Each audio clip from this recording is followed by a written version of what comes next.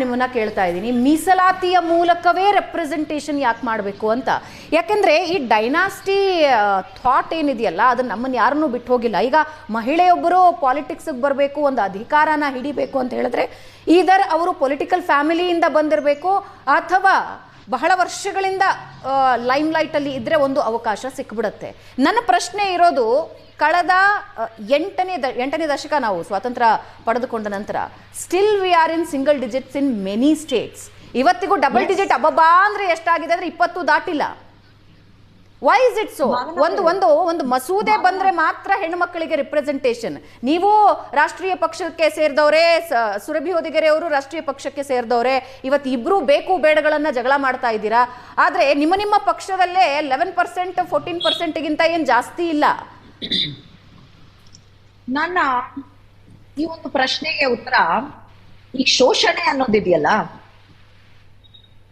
Specially ಒಂದು ಮೇಲ್ dominated ಸೊಸೈಟಿಯಲ್ಲಿ ಪುರುಷರಿಗೆ ಏನ್ ಅನ್ಸುತ್ತೆ, ಈಕ್ವಾಲಿಟಿ, ಸಮಾನತೆ ಅಂತ ಮಾತಾಡಿದ ತಕ್ಷಣ ಅವ್ರ ಮೇಲೆ ಆಗ್ತಿರೋ ಶೋಷಣೆ ಅನ್ಸ್ಬಿಡುತ್ತೆ.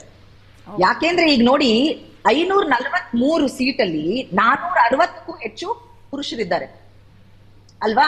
80 ಹೆಣ್ಮಕ್ಳು ಇರ್ಬೋದು, 80-90 ಎಕ್ಸಾಕ್ಟ್ ನಂಬರ್ ನನ್ ಮರ್ತು ಬಿಟ್ಟೆ. I think 74. ಇವಾಗ ಅದೇ ನಂಬರ್ ಎಕ್ಸ್ಚೇಂಜ್ ಆಗ್ಬಿಟ್ರೆ, ಐ ಮೀನ್ ಚೇಂಜ್ ಆದ್ರೆ 440 ಏನಾದ್ರು ಹೆಣ್ಮಕ್ಳು ಕೂತ್ಕೊಂಡ್ರೆ ಅಲ್ಲಿ ಪುರುಷರು ಒಪ್ತಾರ? ಇಲ್ಲ, ಅದು ಆಪರೇಷನ್ ತರ ಕಾಣುತ್ತೆ. ಬಟ್ ಇವಾಗಿರೋದು ನಾರ್ಮಲ್ ಅನ್ಸುತ್ತೆ ಎಲ್ಲರಿಗೂ. ಅದು ಬೇಡ, ನಾವು ಕೇಳ್ತಿರೋದು 33%. ನೀವು ಹೇಳ್ತಾ ಇದ್ರಿ ಇಷ್ಟು ದಿನ ಯಾಕೆ ಪಾಸ್ ಆಗಿಲ್ಲ ಬಿಲ್ಲು, ಯಾಕೆ ಪಾಸ್ ಆಗಿಲ್ಲ ಅಂತ. ಯಾಕಂದ್ರೆ ನಾವು ಪಾಸ್ ಮಾಡ್ದಾಗಿರ್ಬೋದು, ಇಷ್ಟು ಸಲ ಇದು ರಾಜ್ಯಕ್ಕೆ ಬಂದಾಗಬಹುದು, ಅಟಲ್ ಬಿಹಾರಿ ವಾಜಪೇಯಿ ಅವರು ಇದರ ವಿರುದ್ಧ ಮಾಡಿದ್ದಾರೆ, LK ಅಡ್ವಾಣಿ ಅವರು ಇದರ ವಿರುದ್ಧ ಮಾಡಿದ್ದಾರೆ, ಸಿನ್ಹಾ ಅವರು ಈ ಒಂದು ಬಿಲ್ ನ ವಿರುದ್ಧ ಮಾಡಿದ್ದಾರೆ. ಹೌದು Surabhi, please go check your history. ಇವರೆಲ್ಲ ವಿರುದ್ಧ ಮಾಡಿದಕ್ಕೇನೆ ಈ ಬಿಲ್ ಸೋತಿದ್ದು. ಕಾಂಗ್ರೆಸ್ ಪಕ್ಷ ತಂದಿತ್ತು, ನಾವೆಲ್ಲ ಸೇರ್ಕೊಂಡು ಪಾಸ್ ಮಾಡಿದ್ವಿ 2023ರಲ್ಲಿ. ನೆಕ್ಸ್ಟ್ ವಿಷಯ, ಈ ಒಂದು ಡಿಲಿಮಿಟೇಷನ್ ಅಂತ ಇದೆಯಲ್ಲ, ಸುರಭಿ ಅವರು ಹೇಳ್ತಾ ಇದ್ರು, ಹೌದು, this is a golden opportunity.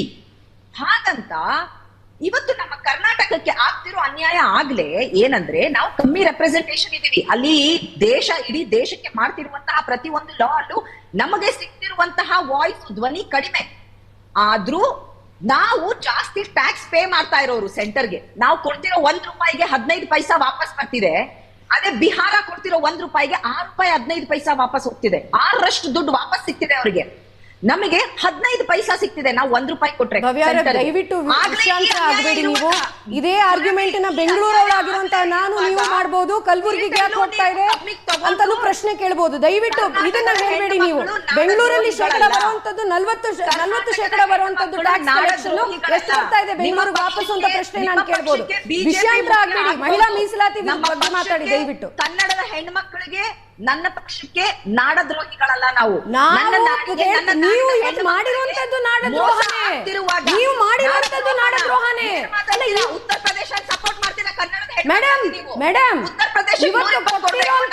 ಇವತ್ತು ಕೊಟ್ಟಿರುವಂತಹ ನಮಗೊಂದು ಅವಕಾಶ 50% ಇನ್ಕ್ರೀಸ್ ನೋಡ್ತಿರುವಂತದ್ದು 2027 ಸೆನ್ಸಸ್ ಪ್ರಕಾರವಾಗಿ ಡಿಲಿಮಿಟೇಷನ್ ಆದ್ರೆ ನಮ್ಗೆ ಎಷ್ಟು ಬರುತ್ತೆ? ಡಿಲಿಮಿಟೇಷನ್ 2027 ಸೆನ್ಸಸ್ ಪ್ರಕಾರವಾದ್ರೆ ನಮಗೆ 1 ಸೀಟ್ ಕಡಿಮೆ ಆಗುತ್ತೆ. ಇವತ್ತು ನಾವು ಮಾತಾಡ್ತಿದ್ದು 50% ಇನ್ಕ್ರೀಸ್ ಸೀಟ್ಸ್. ತಪ್ಪು ಮಾಹಿತಿ ಕೊಡಬೇಡಿ ಜನರಿಗೆ, ತಪ್ಪು ಮಾಹಿತಿ ಕೊಡಬೇಡಿ. ಕನ್ನಡತಿ ನಾನು ಕೂಡ, ನಾನು ಮಾತಾಡ್ತಾ ಇರೋದು ಇವತ್ತು ಯಾರು ವಾಸ್ತವ ಮಾತಾಡ್ತಾ ಇರೋದು. ನೀವು ಮಾತಾಡ್ತಾ ಇರೋದು ಏನು ತಪ್ಪು? ನಾಡದ್ರೋಹಿ ನೀವು, ನಾಡದ್ರೋಹಿ ನೀವು. ಕನ್ನಡ ಪರ ಅಂತ ಹೇಳಿ ನಮ್ಮನ್ನ ತಮಿಳ್ನಾಡು ಅವರ ಆರ್ಗ್ಯುಮೆಂಟ್ ಬರೋ ಮಾತಾಡ್ತಾ ಇದ್ದೀರಾ ನೀವು. ಅವ್ರಿಗೂ ಕಷ್ಟ ಆಗುವಂತದ್ದು. ಭವ್ಯ ಅವ್ರಿಗೆ ನನ್ ಒಂದೇ ಪ್ರಶ್ನೆ, ಡಿಲಿಮಿಟೇಷನ್, ನೀವು ದ್ರೋಹಿಗಳು ಭವ್ಯ ಅವರೇ, ದಯವಿಟ್ಟು ನನಗೆ ಒಂದೇ ಒಂದು ಪ್ರಶ್ನೆ. ನನಗೆ ಒಂದೇ ಒಂದು ಪ್ರಶ್ನೆ, ಡಿಲಿಮಿಟೇಷನ್ 2027 ಪ್ರಕಾರವಾದ್ರೆ ಕರ್ನಾಟಕಕ್ಕೆ ಜಾಸ್ತಿ ಸೀಟ್ ಬರುತ್ತೋ ಕಡಿಮೆ ಸೀಟ್ ಬರುತ್ತೋ? ಭಾರತಾದ್ಯಂತ ನಡೆದಿರುವಂತಹ ಸೆನ್ಸಸ್ ನಲ್ಲಿ ಟೋಟಲ್ ಫರ್ಟಿಲಿಟಿ ರೇಟ್ ಕಡಿಮೆ ಆಗಿದೆ, ನಮ್ಮ ಜನಸಂಖ್ಯೆ ಇನ್ನೂ ಕಡಿಮೆ ಆಗಿದೆ. ನೀವು ಕೊಡ್ತಿರುವಂತಹ ಮೇಡಮ್ ಕೇಳಿಸ್ಕೊಳ್ಳಿ, ನಮಗೆ ಇನ್ನೂ ಕಡಿಮೆ ಬರುತ್ತೆ ನೀವು ಹೇಳ್ತಿರೋ ಪ್ರಪೋಸಲ್ ನಲ್ಲಿ. ವಾಪಸ್ ಬರ್ತೀನಿ.